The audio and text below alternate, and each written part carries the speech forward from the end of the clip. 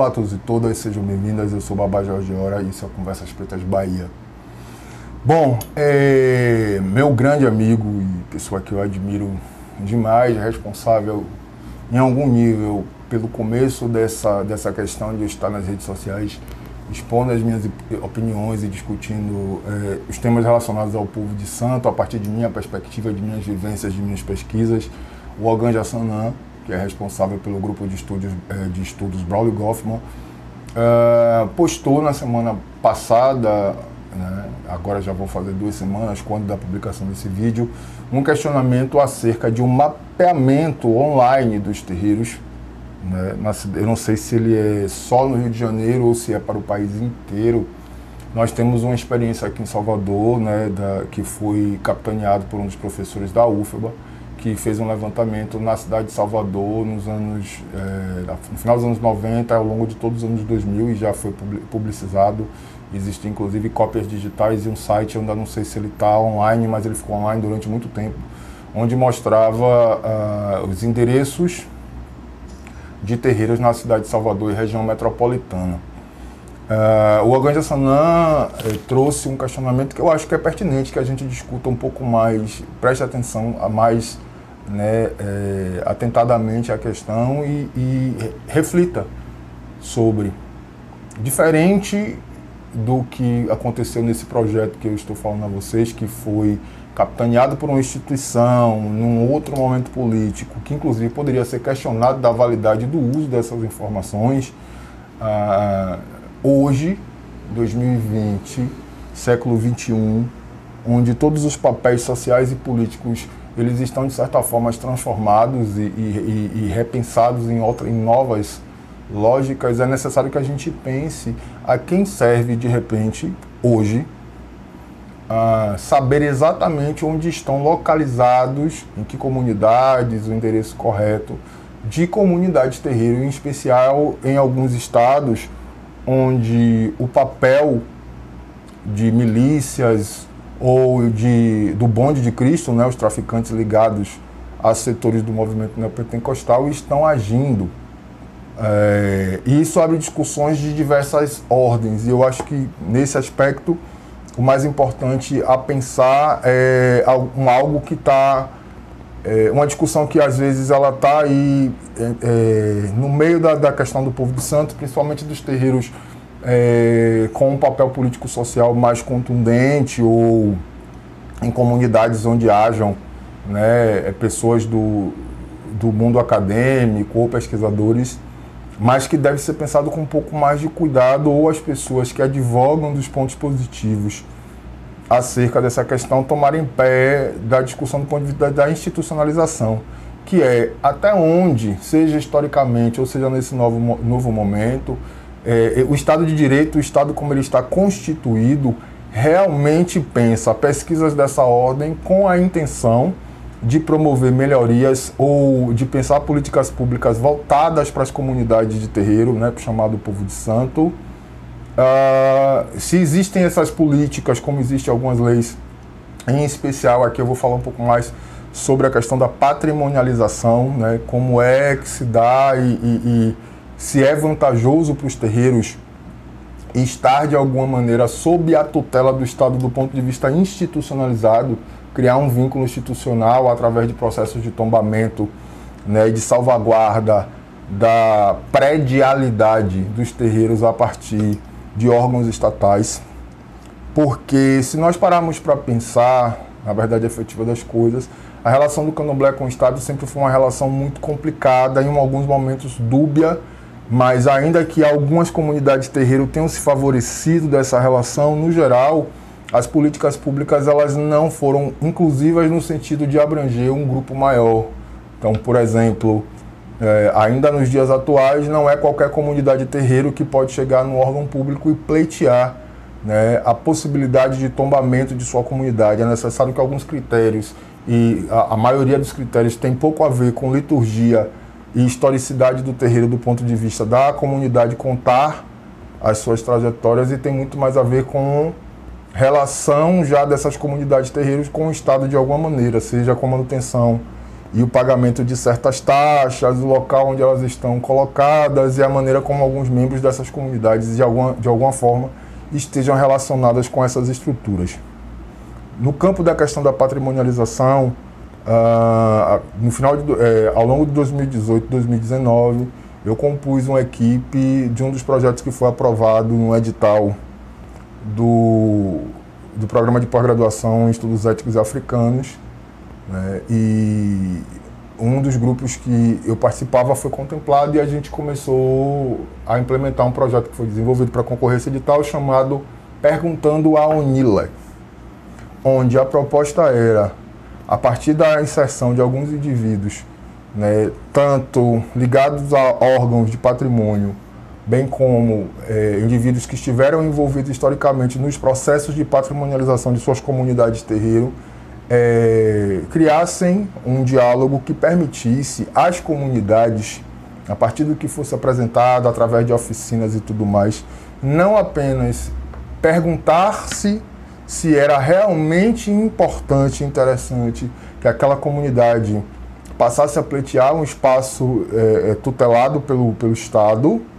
bem como aquelas comunidades que assim o quisessem, né? A ideia no original é uma equipe multidisciplinar, habilitar a própria comunidade para fazer uma parte do levantamento, fosse o levantamento historiográfico, as questões que depois são mais antropológicos e socialmente importantes para a emissão de um laudo antropológico e posteriormente como documento constitutivo para a entrada e possível admissão dentro de algum processo de proteção, ponhamos aí muitas aspas, na patrimonialização dessas comunidades terreiro. Mas algo que era muito basilar para a nossa equipe era fazer com que essas comunidades entendessem que talvez as coisas não fossem tão simples ou boas como se imagina. Primeira coisa, muita gente que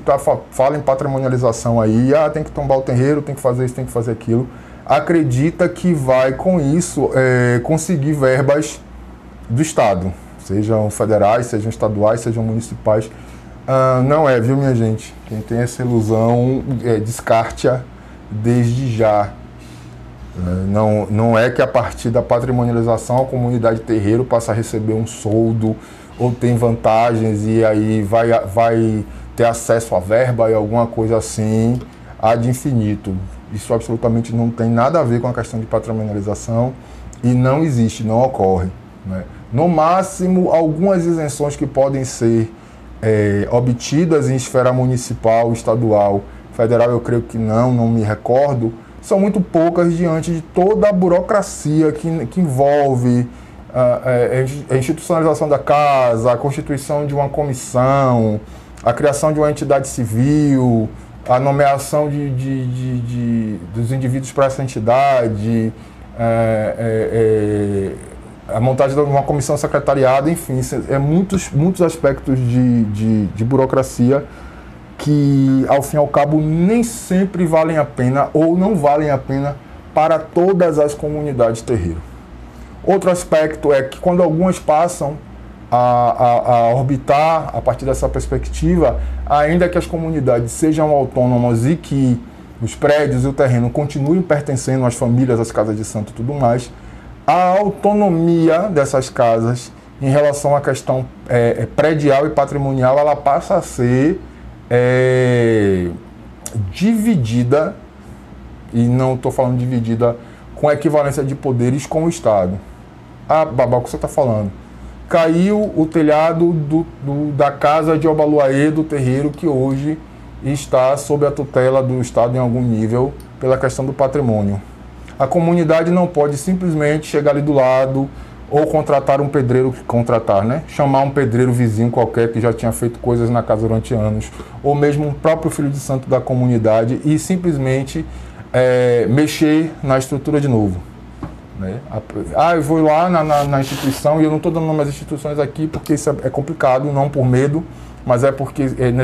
necessitaria que eu ficasse delimitando e desenhando qual é a função de cada um, e eu não tenho nem paciência nem vontade para isso. Né? A internet está aí, é só procurar os órgãos e enfim. Tem que abrir edital, fazer licitação. Quem vence a licitação é quem oferta o menor preço. Para ofertar menor preço, para entrar na licitação, as empresas, os funcionários, os profissionais que vão ser contratados têm que emitir nota fiscal, enfim, tudo aquilo que a gente sabe que faz parte da burocracia. Eu não estou dizendo que isso é ruim, mas em geral é complicado. Tem que ser acionados antes, que depois de um tempo, e também não há urgência, né? Caiu o telhado, se molhar vai destruir os assentamentos. Se for depender de alguns órgãos aí, vai destruir, a casa vai derreter, vai virar barro de novo, porque o tempo entre a licitação e a liberação da verba não é num piscar de olhos, né? Algumas comunidades que já são tombadas já tiveram problemas. Nós tivemos o caso aqui, por exemplo, do Alaqueto, onde árvores muito antigas, fora a questão da especulação imobiliária, desmatamento, depredação de terreno, fizeram com que algumas árvores centenárias começassem a cair no terreno, uma delas inclusive destruindo uma casa vizinha e levando uma senhora a óbito. E aí a grande discussão era por que o terreiro não cortou? O terreiro não pode cortar porque para cortar a árvore é necessário acionar os órgãos da prefeitura, que vêm fazer um levantamento, um estudo, e depois tem que mandar não sei o que para não sei para onde, e aí só pode ser cortado pelo órgão tal, em momento tal, na situação tal. E enquanto tudo isso, não só aconteceu a situação fatídica, como em resposta a comunidade foi atacada algumas vezes, né, sob o pretexto de que a existência do espaço e com essa situação estava provocando desagravo dentro da comunidade. Importante frisar, a comunidade no entorno do Alaqueto, ela cresce literalmente a partir da perspectiva do terreiro. No entorno do terreiro, nas ocupações que vão sendo feitas no entorno do terreiro, historicamente, que o bairro ao seu redor literalmente se estabelece. Então é necessário que a gente pense muito bem se é interessante, não só essa questão de patrimonialização e tudo isso. Então é interessante que cada comunidade busque informações mais precisas e entenda que tem prós e contras, mas o que me remetendo ao que me levou a fazer o vídeo no começo, pensemos direitinho se dentro dessa conjuntura, desse quadro, desse contexto político, é interessante que um aplicativo permita que qualquer um localize as nossas comunidades com precisão quase necessária para bombardeamento, né? Cuidado, estamos na era dos drones. Então, esse videozinho é curto, é só para a gente refletir um pouquinho dessas coisas. É interessante, mais uma vez, é o que eu costumo dizer sempre, as comunidades de terreiro precisam, em caráter de urgência, se pensar dentro do tempo, dentro da contemporaneidade, lidando com as tecnologias e, principalmente, lidando com as conjunturas políticas. Esse pensamento estático de que o candomblé ele tem que estar parado no tempo, ele traz e continuará trazendo custos para nós enquanto a gente não começar a repensar direitinho qual é nosso lugar no mundo. Sou Babá Jorge Ora, esse é o Conversas Pretas Bahia, e seguimos por aqui, sobrevivendo por qualquer meio necessário. Até nosso próximo encontro.